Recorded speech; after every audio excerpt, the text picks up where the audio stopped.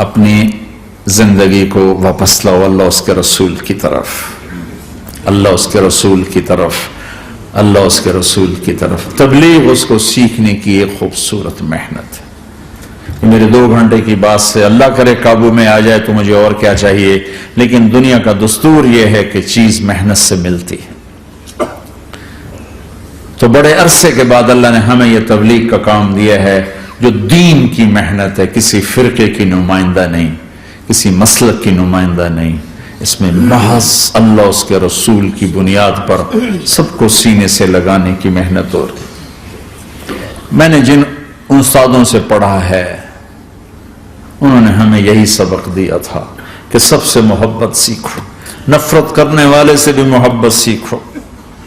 ہمارے ایک ساتھی جواد وسیم صاحب ڈراموں میں ہوتے تھے، پھر 4 مہینے لگے ان کے، تو وہ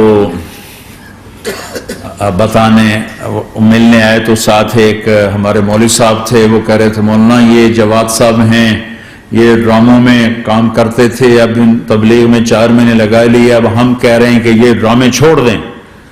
تو مولانا نے فرمایا جو وہاں گرے پڑے ہیں ان کو کون اٹھائے گا، ان کو کون اٹھائے گا؟ تو انہوں نے ذرا غصہ دلانے کے لیے کہا مولانا وہاں لڑکیاں ننگی ناچتی ہیں۔ تو مولانا نے کہا ہماری ہی بیٹیاں ہیں، ہماری ہی بیٹیاں ہیں۔ کوئی مولوی صاحب کہہ سکتا ہے ناچنے والی کو میری بیٹی ہے؟ کہا ہماری ہی بیٹیاں ہیں۔ میں نے اس استاد سے قرآن سیکھا ہے، انہوں نے ہمیں محبت سکھائی ہے کہ محبت دو، لوگوں کو محبت دو، محبت۔ عامر خان سے میری ملاقات ہوئی، میں نے اس کو کوئی دین کی بات نہیں کی، صرف محبت دی۔ اب تک اس کے میسج آتے کہ میں زندگی میں کسی سے متاثر نہیں ہوا، تم پہلے آدمی ہو جس سے میں متاثر ہوں، میں نے کوئی جادو کیا، صرف محبت۔ لوگوں کو محبت دو، قریب ہوں گے۔ میں جب گیا بڑی مشکل سے اللہ نے، ملاقات کا کوئی راستہ نہیں تھا، وہ مجھے نہیں جانتا تھا، میں اسے نہیں جانتا تھا، تو کوئی موقع نہیں مل رہا تھا ملاقات کا، تو اللہ نے شاہد آفریدی کو بھیج دیا۔ شاہد آفریدی اس کی دوستی تھی، ہمارا جو کرکٹر ہے، میں نے اس سے فون پر کہا یار میری ملاقات تو کرا، اس نے ملاقات کروائی، تو اس نے مجھے کہا آدھا گھنٹہ ہے، آدھا گھنٹہ۔ جب میں پہنچا میکسیمم پونا گھنٹہ، میں کہا ٹھیک۔ میں گیا تو وہ سہما ہوا چہرہ کہ بھئی مولانا آ گیا، پتہ نہیں کیا کہیں گے، بھئی یہ تو کیا کر رہا ہے، تو حرام کر رہا ہے، ناچ رہا ہے، گا رہا ہے، توبہ کر، ابھی تیرے لیے دوزخ کا فیصلہ ہو جائے۔ پتہ نہیں کیا ہوا، وہ ڈرا ہوا سہما ہوا تھا۔ تو میرا ایک دور کالج لائف تھا، میرے اللہ نے مجھے ہدایت دی، اور میں 3 دن کے لیے میں اس دوست کو، اس کی نسلوں کو دعائیں دیتا ہوں جو مجھے زبردستی پکڑ کے لے گیا، نہ میرا تبلیغ سے کوئی تعلق، نہ واسطہ، نہ میں کوئی ان سے متاثر۔ ایک لڑکا تھا، بنگالی تھا، گشت کرتا تھا، لیکن میں اس سے ذرا متاثر نہیں ہوا، میرا دوست متاثر ہو گیا تھا، تو میں تو ان کے قریب سے نہیں گزرتا تھا۔ تو وہ اور میں اسکول میں اکٹھے آ رہے تھے، کالج میں اکٹھے آ رہے تھے، تو وہ متاثر ہوا، وہ 3 دن کے لیے جا رہا تھا، تو مجھے بتائے بغیر میرا ہاتھ پکڑ کے لے گئے، مجھے کام ہے چلو میرے ساتھ، اور میں اس کو انکار نہیں کر سکتا تھا، یہ میرا اس کا تعلق تھا، اب بھی اسی طرح بھائیوں جیسا تعلق، میں اس کا احسان ماں، مجھے زبردستی لے گیا۔ ہمارے پنجابی کی مثال ہے، کبے نو لت لگی وہ سیدھا ہو گیا، وہ جو ہوتا ہے ہنچ بیک ہوتا ہے نا، اس کو کسی نے لات ماری تو سیدھا ہو گیا، مہربانی بھائی تیری لات سے میں سیدھا ہو گیا، تو مجھے تو وہ کبے والی لت پہ گئی۔ تو اللہ نے مجھے اس طرف لگا دیا، اور جب میری کالج لائف، میں نے کالج کا بہترین سنگر تھا، اسکول کا بہترین، یہ جنید جمشید کیا ہے جو اس زمانے میں یہ سارا کو اٹھایا میں نے سارا کیا ہے۔ تو اب وہ بیچارہ ایسے بیٹھا ہوا، تو میں نے اس سے بیٹھتے ہی فلموں کی باتیں شروع کر دی، اور تھوڑی دیر بعد کہ میں نے محسوس کیا کہ فرام 60 to 72 جو فلم انڈسٹری کو جتنا میں جانتا تھا اتنا وہ نہیں جانتا تھا، تو اس کے اوپر میرے علم کا روپ پڑ گیا، اس کی لائن کا علم تھا نا، تو حیران پریشان، یہ واز تو ہو رہے، تو کبھی دلیپ کمار کی باتیں شروع ہو گئی, کبھی راج کپور کی شروع ہو گئی, کبھی محبوب صاحب شروع ہو گئے, کبھی مدن موہن شروع ہو گئے. وہ آدھا گھنٹہ تو یوں گزر گیا. تو آدھے گھنٹے کے بعد میں نے کہا جی ہمارا تو ٹائم اوور کا نہیں, اٹھیں چلے ادھر چل کے بیٹھتے. وہ کھانے کی ٹیبل پر تھے تو وہاں جا کے بیٹھ گئے. پھر وہی باتیں شروع ہو گئی. جب اس کا سارا خوف دور ہو گیا اور ریلیکس ہو گیا, اس میں پونے گھنٹے سے 50 منٹ گزر گئے تھے. تو پھر میں نے کہا عامر بھائی آپ حج پہ آئے ہیں, اگر آپ اجازت دیں تو آپ کو اپنے نبی کا حج سنو. کہنے لگے ہاں جی ضرور سنائی. پھر میں 1.25 گھنٹہ بولتا رہا اور وہ ایسے کر کے یہاں سے وہ یوں نہیں ہوا, 1.25 گھنٹہ ایسے بیٹھ کے یوں سنتا. 2 گھنٹے کی ملاقات کے بعد جب ہم نکلے تو نیچے تک چھوڑنے آیا عامر خان. حج کے بعد میں نے کہا ایک ملاقات اور ہو جائے گا, ضرور ہوگی. پھر اس کا میسج آیا کہ میں مدینے چلا گیا ہوں, معذرت چاہتا ہوں. میں نے کہا میں مدینے آ جاؤں گا, میں مدینے پہلے ہو آیا تھا حج سے پہلے. تو اس نے کہا کہ آپ 14 تاریخ کو آ جائیں, 4 سے 6 کا ٹائم میں نے آپ کے لیے رکھا ہے. تو میں جنید اور ایک اور ساتھی ہم دوبارہ وہاں چلے 4 بجے. 4:15 ہم اس کے ساتھ ہماری سٹنگ شروع ہوئی. 4:15 سے 10:15 تک 6 گھنٹے مسلسل, اور اس کے ماتھے پہ ذرا نشان نہیں آیا کہ میں بور ہو رہا ہوں.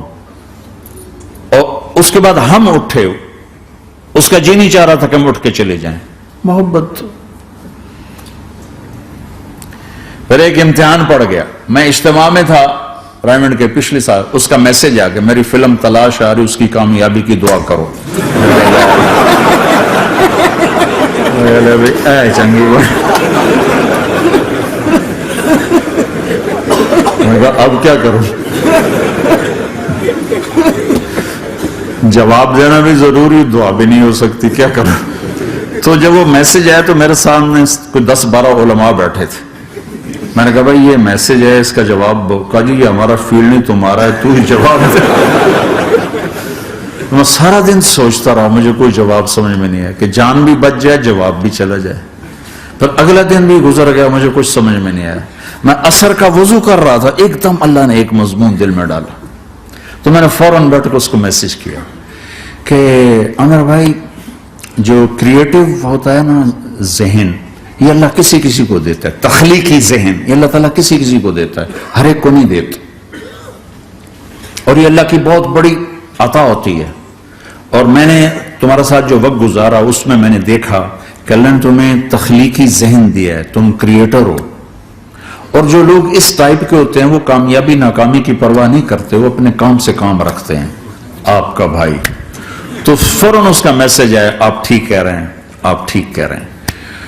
بات ہو گئی. پہ میں تھا ہانگ کانگ, میں نے وہاں سے اس کو میسج کیا دیکھو کسی مصروف آدمی کو براہ راست فون نہ کیا کرو, میسج کیا کرو کہ میں آپ کو فون کر سکتا ہوں, چونکہ میں اس کا بہت ستایا ہوا, بہت ستایا. اللہ کا فضل ہے میرا اکثر وقت مصروفیت میں ہوتا ہے.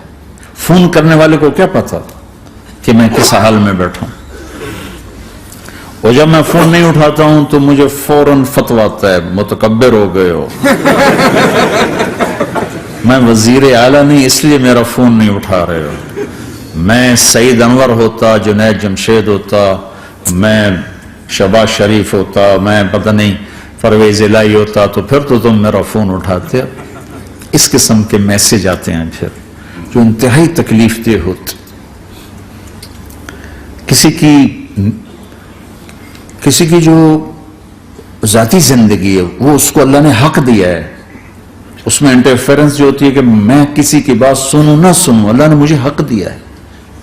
پھر خاص طور پر آپ فون کر رہے ہیں, آپ کو کیا پتا کہ اگلا کہاں بیٹھا ہوا.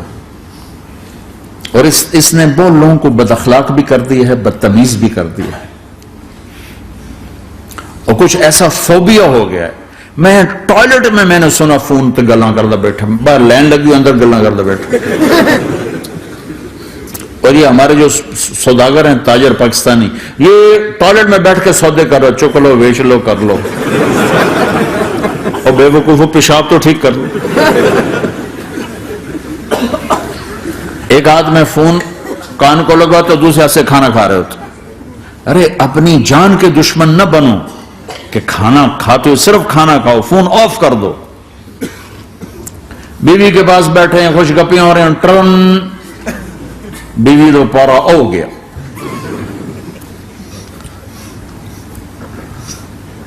آپ ان سے سبق سیکھو، جو ہفتہ اتوار چھٹی کرتے ہیں واقعی چھٹی کرتے ہیں، فون بھی ان کا آف ہوتا۔ تمہیں کون سا ہابڑا پڑ گیا ہے کہ سوتے بھی فون، بیوی کے پاس بیٹھے ہوئے فون،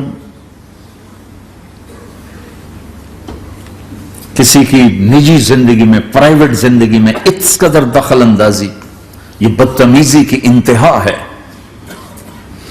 چونکہ میں اس کا دکھی ہوں، اس لیے مجھے نہیں پتا یہاں تمہارے ہیں کیا دستور ہے، لیکن میرے ساتھ یہی ہوتا ہے کہ ایک ایک نمبر سے 30 کالیں آ رہی ہوتی۔ ایک دفعہ میں بھول گیا، فون بند تھا، میں رات کو نفلوں میں تھا، جب سلام پھیر کے بستر پایا تو دیکھا 80 کال ایک نمبر سے آئی تھی، ایک نمبر سے 80۔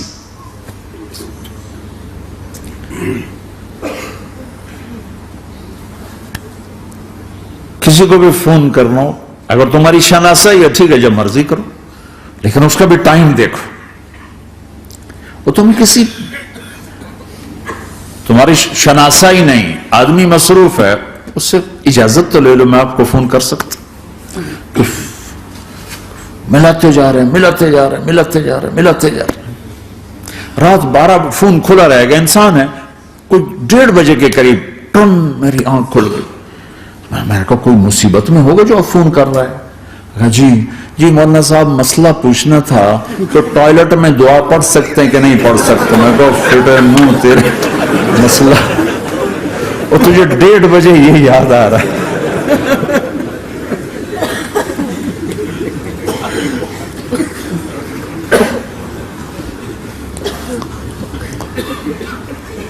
اس فون نے بہت دکھی کیا لوگوں کو۔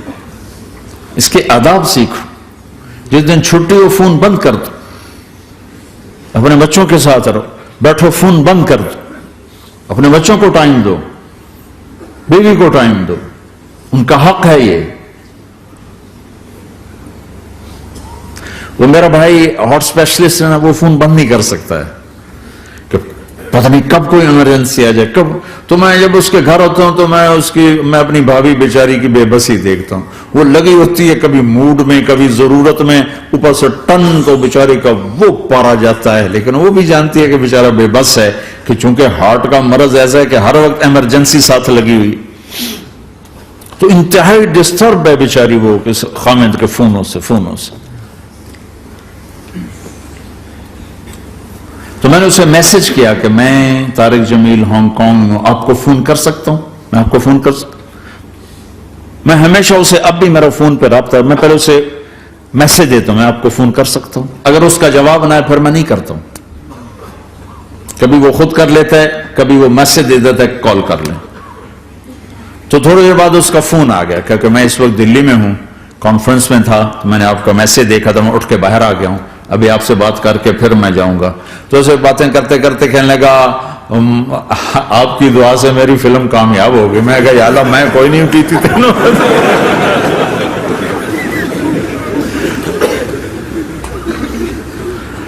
بھائیو محبتیں بانٹو، نفرت تو پہلے ہی بہت پھیل چکی۔ نشہ پلا کے گرانا تو سب کو آتا ہے، مزہ تو تب ہے کہ گرتے کو تھام لے ساتھ۔ برے کو برا کہنا کون سا مشکل کام ہے، برے کا ہاتھ پکڑ کر سینے سے لگانا، برائی سے نکالنا، کام تو یہ ہے۔ میں نے بہت لمبی بات کر دی، میں معذرت چاہتا ہوں، معافی چاہتا ہوں۔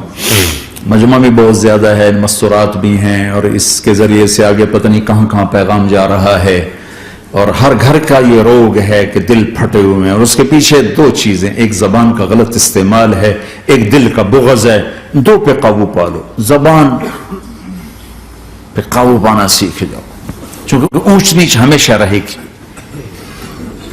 اور اپنے دل کو بغض سے دھونا سیکھ لو تو انشاءاللہ العزیز اللہ تبارک و تعالیٰ آپ کو یہاں بھی جنت کا مزہ چکھائے گا اور آگے بھی جنت عطا فرمائے گا۔ میں نے اپنی بیگم سے کہا کہ تیرے اخلاق کا پتہ چلے گا جب تو ساس بنے گی۔ ماں ہو کر تو ہر ماں بچوں پہ فدا ہوتی ہے، جس دن تو بہو گھر میں لائی اور اس کے ساتھ تو نے بیٹی والا معاملہ کیا تو پھر میں تیرے اخلاق کو سلام کروں گا۔ اور میں اللہ کا شکر ادا کرتے ہوئے کہہ رہا ہوں کہ اس نے اس کو تیسری بیٹی بنا لی، میری 2 بیٹیوں نے اس کو تیسری بیٹی بنا لی۔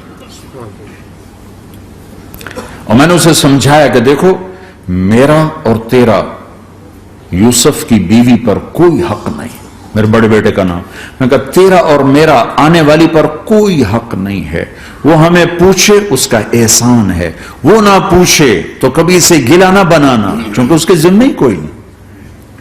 یوسف کے ذمہ ہے تیری میری خدمت کرے حال پوچھے، لیکن اس کی بیگم کے ذمہ تیرا اور میرا کوئی حق نہیں ہے۔ تو اللہ کے فضل سے اس کو نبھایا۔ میں تو ویسے ہی باہر رہتا ہوں بہت کم، میں تو اپنے بچوں کے پاس نہیں بیٹھتا ہوں تو مجھے تو موقع نہیں ملتا ہے، لیکن اس نے اس کو نبھایا اللہ کے فضل و کرم سے۔ 24 گھنٹے کی زندگی میں صرف 5 نمازیں ہیں، ان کو قابو رکھو، ہاتھ سے جانے نہ دو، اور صبح سے شام تک، شام سے صبح تک اس زبان پہ قابو رکھو اور اس دل پہ قابو رکھو۔ اپنی کمائیوں میں حلال لاؤ، حرام سے نکلو، جھوٹ نہ بولو، ٹیکس پورا دو، ٹیکس میں چوری نہ کرو۔ میں مفتی نہیں، لیکن میں یہ کہتا ہوں کہ کسی حال میں بھی جھوٹ بولنا سوائے جان پہ بن جائے، جان جا رہی ہو تو اس کے لیے ہاں یہ ایک جگہ جھوٹ بولنا جائز ہے، بیوی ناراض ہو اس کو راضی کرنے کے لیے بھی شک جتنے مرضی جھوٹ بول، جتنا تمہیں جھوٹ بولنے کا شوق ہے نا بیوی کے سامنے نکال، کہ وہاں سب جائز، اس کو خوش کرنے کے لیے جھوٹ بولنا جائز، باقی کہیں بھی جھوٹ جائز نہیں۔ پیسے بچا لوں جھوٹ بولوں نہیں، میں نہیں کرتا،